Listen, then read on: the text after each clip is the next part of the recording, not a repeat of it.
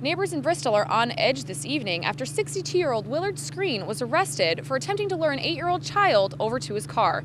Police received 2 complaints yesterday from parents concerned about the well-being of their daughters.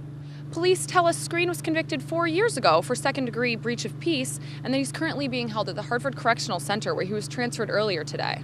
Screen was arrested for second-degree breach of peace and risk of injury to a minor. He's still being held on bond, but will not be allowed within a half mile of Edgewood Elementary School. With the mobile newsroom, I'm Lily Bodenlos, Channel 3 Eyewitness News. I'm standing in front of the Kaiser Dome here, which is Central Connecticut State University's Recreation and Fitness Center. The dome has been closed until further notice, possibly until the end of the school year. A crack was discovered last Friday. Engineers looked at it over the weekend and determined it's unsafe until repairs have been made. Signs much like this one have been hung to let students and faculty know of the closure. Activities usually held in the bubble have been located to other various places around the campus. As always, the university's main concern is just keeping everyone safe.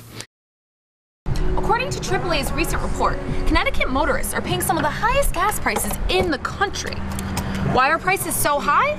AAA Vice President Jim Haney says prices are climbing because of the state taxes. Gas tax is the main issue, and we've got about 67 cents per gallon here, which leads the nation. Legislatures in both political parties are discussing plans that would ensure taxes on gas stay the same even if gas prices go up. It's definitely having an impact on travel. 80% of our people told us they were going to be altering their plans. We spoke to Roxanne Voyer, who runs a mobile dog grooming business called Bathing Beauties, and she told us how prices are adding up for her.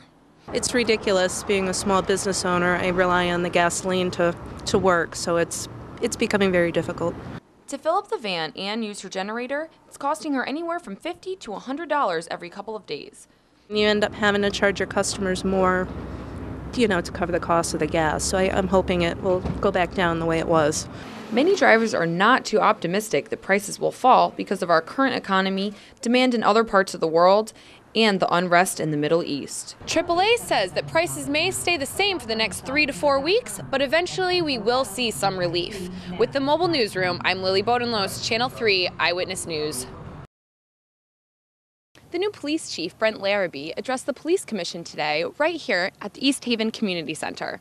He said several initiatives are going to include better training of the officers, an easier way to communicate either complaints or compliments to the police, an interfaith council, and an overall goal of having a better relationship with the community.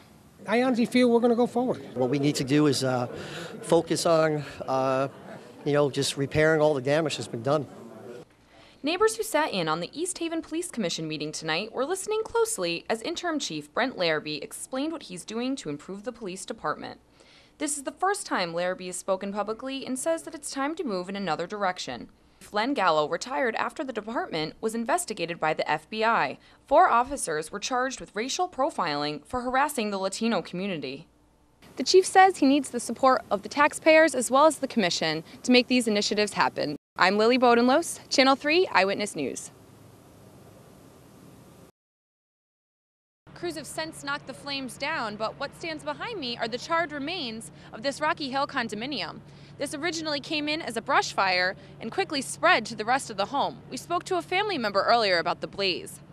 No, she got out as it was starting. She tried to put it, she said she tried to put it out, but I don't think it was possible. The fire spread so fast, crews had to call in surrounding towns for extra help and had to get firefighters out of the building because the roof was collapsing. I know the call did come in as possibly a brush or a shrub fire, and within minutes the fire marshal arrived on scene and noticed that the entire front of the structure was engulfed in flames.